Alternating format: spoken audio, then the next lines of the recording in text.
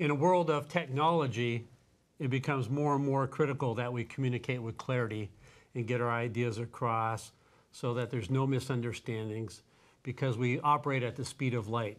Today we're looking at communicating with clarity in a variety of different situations where we're the subject matter expert and our audience may not have that same level of expertise. What are some important things that we need to remember in terms of getting that information across without creating frustrations and anxiety on the recipient's end? What you're saying is not to make assumptions, that they understand the terminology.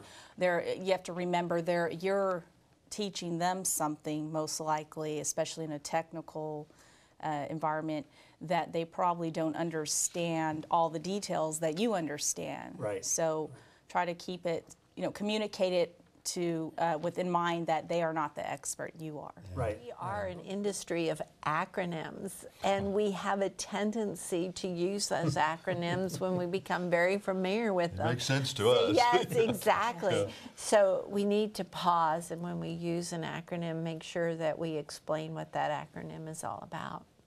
I think most industries have their own buzzwords and acronyms. I was in the computer business for many years, and we could speak sentences and weeks on end without saying any real words or anything. It was all over after a little while. And we don't make the assumptions and really do what you're suggesting. Any other ideas?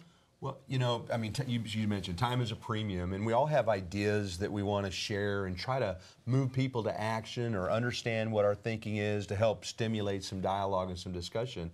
And you never know what's going on in their heads at any given time. We all, come into work, with different things going on in our personal and professional life. And so how can we frame a discussion clearly and concisely so that we effectively communicate that to get them engaged?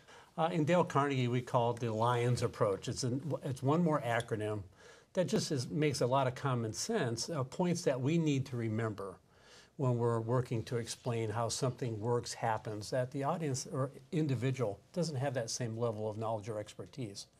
L stands for language. We already mentioned that, right? The buzzwords, acronyms. If we use them, it's okay to use them, but let's make sure we explain exactly what they mean in the context of the situation. I stands for, remember the old acronym, a picture's worth 1,000 words, right? Yeah. Illustrate whenever possible, because that can really help expedite. We were talking about the time factor. Some people are very visual learners as well, and they need to both hear it and see it to make it really work for them. I know that's kind of the way I am. Yeah. O, take that subject matter, organize it into a logical sequence. Sometimes we know so much about so much that we start jumping around into, but that ties into this, and then we've lost people. Yeah. So make sure we organize it into a logical sequence. And narrow the subject matter down into the amount of time that we can cover, or how much time that we think the audience or the individual can really handle at that given point in time. One person told me, he said, well, I could talk about everything you ever want to know about a combustible engine on a car. I said, well, can you do it in 2 minutes? He said, no. I said, we probably need to narrow that down, because he had the time frame of 2 minutes. And then it's always important to come back at the end and do what? S stands for? Summarize it. Yep. Come back, and he said, well, they already heard it. Well, make sure they heard it and understood it.